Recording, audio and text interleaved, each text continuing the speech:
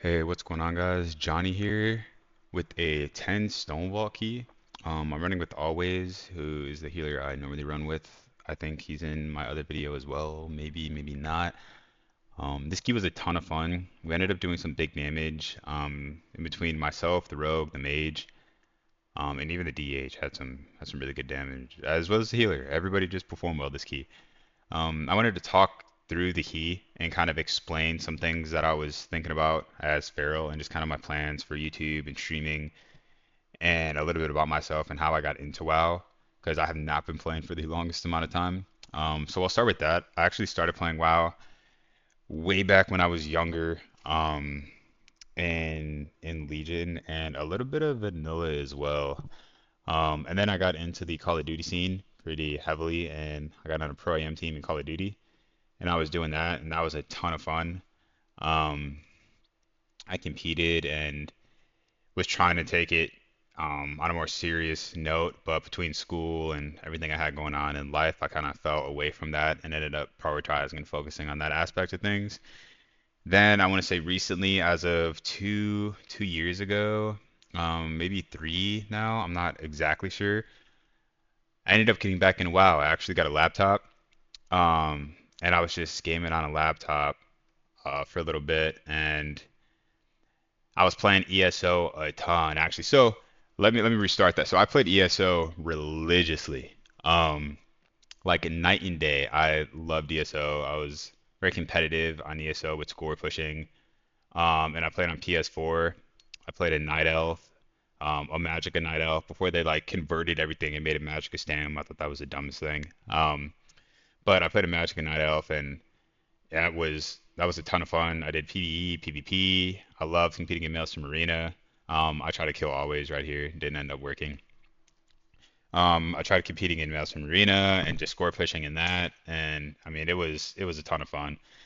So I transitioned from ESO because there was just a lot that was going wrong with ESO when I was playing. It was around the time when Morrowind was finishing, and I was loving it, but a lot was changing that I wasn't loving. So I was like, hey, I played WoW when I was younger. Let me see if I can get my WoW account back. And I was very fortunate and able to get it back, which was a blessing. It wouldn't have been too bad if I had to restart. Honestly, I would have lost some things on Pharaoh or on Druid that I gained before in Legion, but I wasn't really sweating it. But fortunately, I was able to get it back, and that was mid Shadowlands.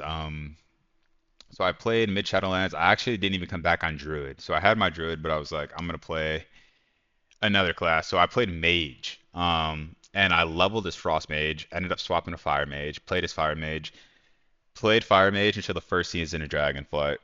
And then I was like, man, I love Mage. Mage is a lot of fun. But at that time, I felt like Mage really relied on your tank, especially running Ignite, kind of pulling a prio mob. And I was like, this kind of takes the fun away because I was pugging. I didn't know anybody back then, kind of like I am now. I've met some people along the way, but I pretty much pug for the most part. And I was like, this isn't fun. Like, I'm not enjoying this. So I was like, I'm gonna go back to Druid. So I didn't know too much about Feral anymore, so I restarted, right? I leveled a completely new Druid. So now I have a couple of Druids, which is nice, but I completely love a new Druid. I relearned everything, and it was just a ton of fun. I fell in love with it all over again, and it's kind of been all she's wrote from there. I've played other classes and I've leveled other classes, and they're very enjoyable, but I always find myself coming back to Feral. It's just that one class that really resonates and ticks with me, even though the life as a Pharaoh Druid main is complex. Like you have to swap to Boomkin to get invited to keys. Like you can't get invited to an 8, even though I've like +2 to 12 in the key. I feel like a lot of the time, which is just insane to me. I feel like Pharaoh has a really bad rep, and hopefully that changes because they're a very, very good class. Um, Maybe not compared to like an elemental shaman right now, but or like Boomkin. Boomkin's doing really good, which I think is why we struggle so much because Boomkin is doing so good. I can't get behind a Boomkin. Um, I can't. I mean, just sitting there kind of spamming Starfall isn't my thing. Uh, it is a ton of fun. Like I've played it, and I'm not necessarily hating on Boomkins. I just wish Farrell was a little better. So it's unfortunate when Boomkin's doing so good and Farrell's kind of down there in the weeds a lot of the time. Just in popularity, because I feel like our damage is fine, but just in popularity amongst the WoW community. But that's kind of my start and like how I got into WoW, kind of where I came from.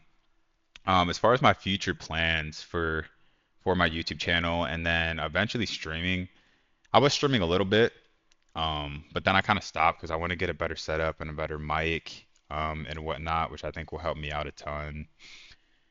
Um, I plan to upload videos like every other day, if not every day. I know that hasn't been how it is now. I'm a firefighter, so I work 48 on, 96 off. So I have 2 days on, 4 days off.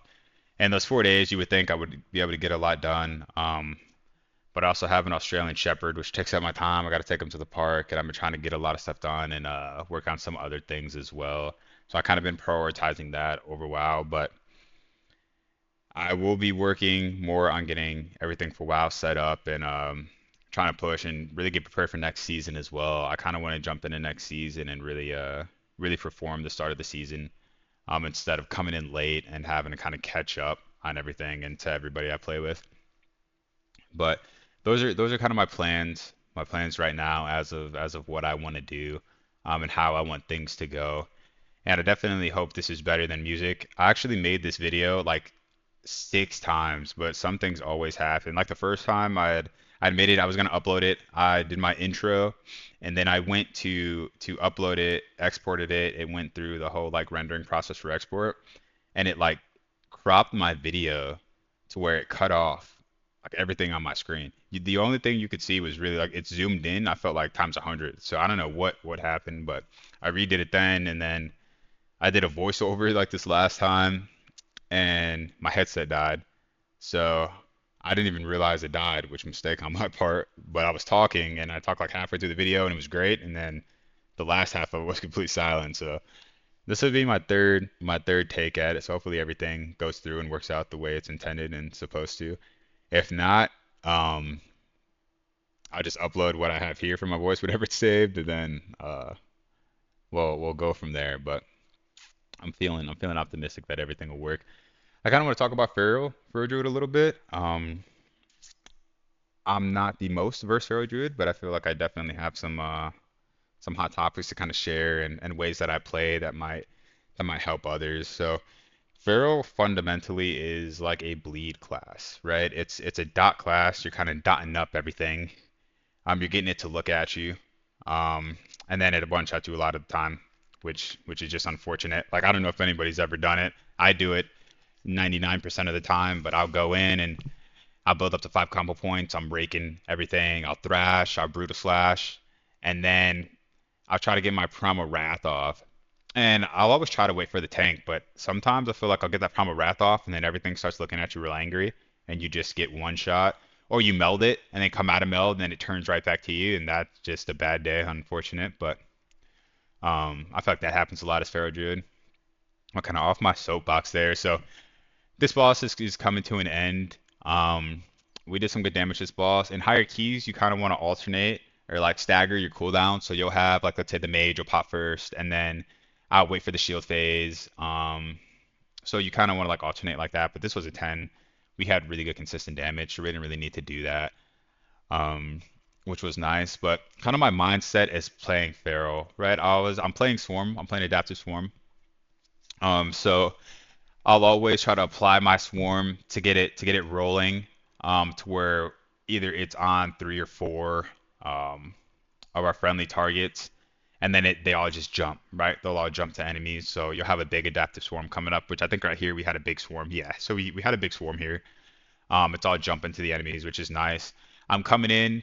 I'm gonna prio this higher HP target, right? So I'm gonna prio. I'm gonna rake. I'm gonna brutal slash. I'm gonna thrash. You can rake, thrash, brutal slash. You can shred. You never really want to shred in AOE. Um, there is some min-maxing you can do with shredding, while you're in your berserk window that I could talk about in another video. There's some point to bring it up now. Just fundamentally, you wanna rake, brutal slash, thrash, rake, thrash, brutal slash, however you wanna enter that blood talents and get up to 5 combo points. As soon as you do that, then you want to go into Berserk. You want to Primal Wrath or Primal Wrath go into Berserk. Make sure your Swarm is up and rolling if it's not. And then you want to go into Convoke. And when you're Convoking, it's a cast, right? So you don't want to press anything while you're Convoking because that'll kill your damage. I've done that a couple times where I didn't realize that I had to get a kick and no one else's kick was up. So I was like, damn, I'm like make invoke. How to get the kick. So that happens to me sometimes. Not all the time, but there are some weird situations where you'll be convoking and or you're just accidentally press a button. I like fat finger my buttons. I feel like more so than not on Pharaoh Druid, which is just a little bit unfortunate, but we make it work. I didn't know what the tank was doing this pool. I vortex to Typhoon to stop these ads, but he was kiting them around where we just came around the door. So I'm not sure if that was the play. But same here. So I'm gonna try to rake everything. There's a ton of mobs here, so I'm not going to rake all the mobs. Especially in a 10, they're gonna die pretty quick. Which I mean, everybody's doing giga damage. The rogue's doing big damage. I'm doing damage. The mage is doing big damage. So they die quick. But theoretically, you would try to rake as many as you can while going through your rotation, right? So you don't want to sit there and individually rake every mob. You don't want to click on a mob rake, click on a mob rake, click on a mob rake. If it's like a 5 count pack, where there's 5 mobs, you could do that, especially if you're running. Oh, what's the talent? I don't know the talent name, but the talent where it'll rake 2 targets. Then it's really easy. I don't think I was running it this key. Um, but if you're running that, then yeah, whenever it's like a 5 count mob, you could easily just rake, rake, rake, and everything's kind of raked up. Send out 3 rakes, right? Because 2, 4, and then that 1, 5, and you got everything. You got your rakes going, and because rake is a big damage ability for Pharaoh. It does a lot of bleed damage. Here, I don't know why I didn't send cooldowns off the rip. I should have sent cooldowns like immediately as I turned the corner and just went into it. I didn't realize how big this pack was. I think I wasn't in comms with the tank. So when he pulled this pack, I had no idea. And then I was kind of thinking, right? Like when you kind of get in that zone and like, should I do this? And time starts going by. Always like if you feel like you should send CDs, always send CDs, especially in lower keys. Higher keys, you might need them. Like if you're coming up on a boss, and it's a single target boss. So a big reason why I sent CDs here is because on this boss as a Pharaoh Druid, I feel like you do not need Berserk or Convoke.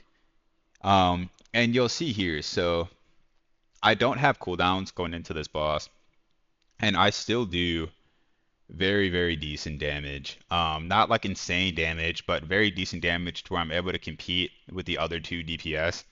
I can't actually remember how much damage I do this boss because this video was like from 4 or 5 days ago. But I think the damage was on the better end. But the same thing here. So since it's 2 target, you're not gonna apply single target rip, right? Single target rip lasts longer, but you want to promo wrath because it's 2 target. Anytime you have 1 target, you want to rip. Single target rip, it lasts longer. If you have 2 targets, you always want to promo wrath because that'll put rips on both targets. And that's a ton of damage. Like if you look at your rip damage, I think it's always #1 damage, unless you're doing something weird. But you always want to make sure that you get those promo wraps off, and then I'm just biting into that target. I'm making sure I'm proccing my blood talents. Like I have one stack of blood talents right now, working up to 5 combo points. Now I have 3. I'm gonna go ahead and throw some bites down. And then you're maintaining your dots. I'm maintaining swarm. And you're just kind of following those rules, right? Rake, thrash, brutal slash, or rake, brutal slash, thrash, however you want to do it. I don't think one way is necessarily better than the other.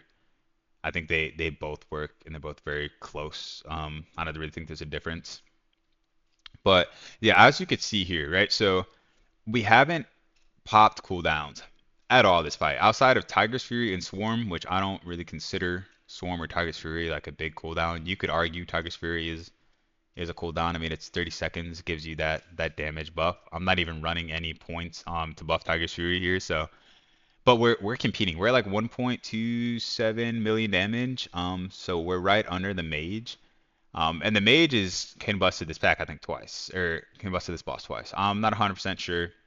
I'd have to go back and look at it. So if I'm wrong, just scratch what I said. But So he did at least combust once, right? So we didn't use really any big CDs, but we're able to do that damage because it's two target, um, which was nice. So that's kind of always something to think about, right? Like if I had that big pack before, instead of saving it for boss, we could have done a lot. I think maybe we would have got 2 mil overall if we got cooldowns on that boss, maybe 1.7. Um, but instead of doing that, we sent cooldowns on the pack with like 20 something mobs, and we were able to kind of burn that down and really carry the DPS so the other DPS could do damage on the boss.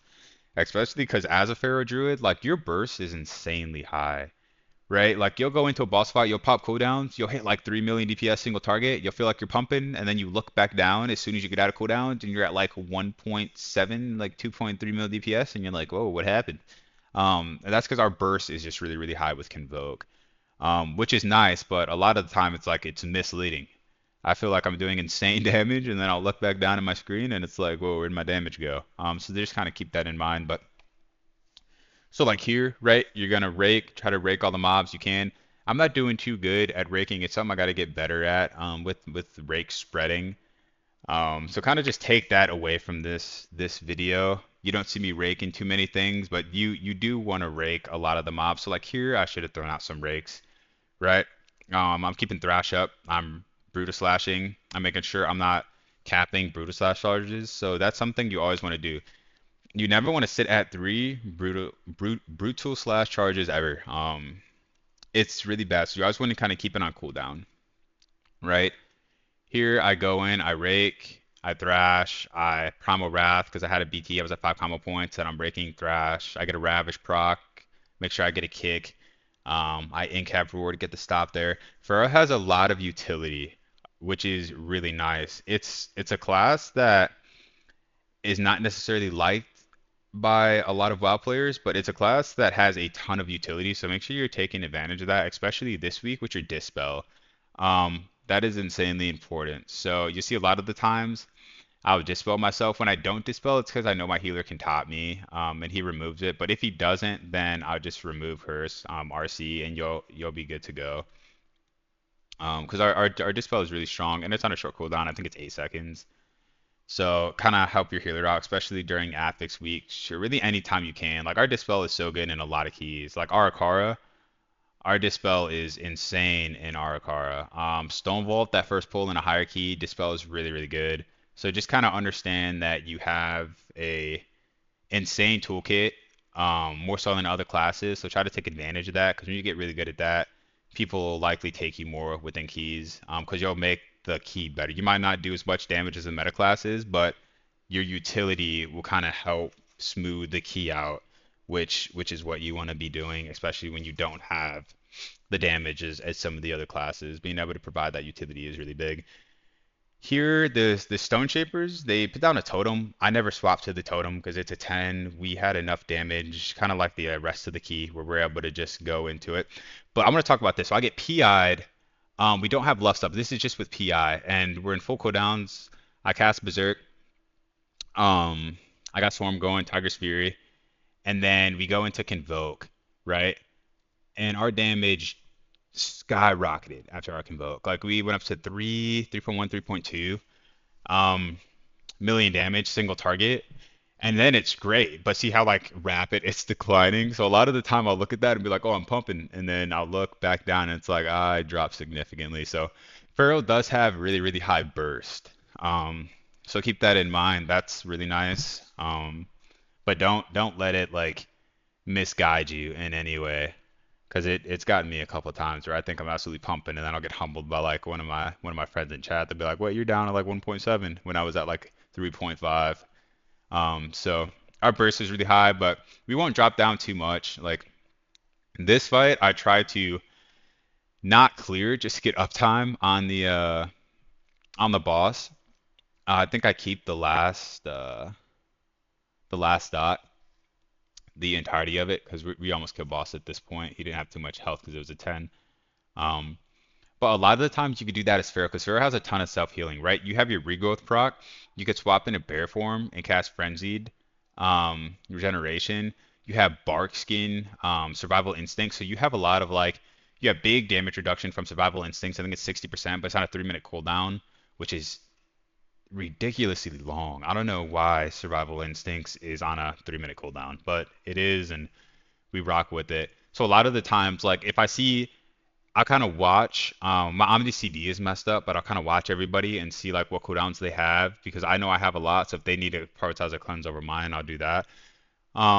But that was the key. That was the 10 Stonevault. I hope you guys enjoyed it. Hope I didn't talk too much. If you guys have any questions, let me know and have a great rest of your day. Thank you.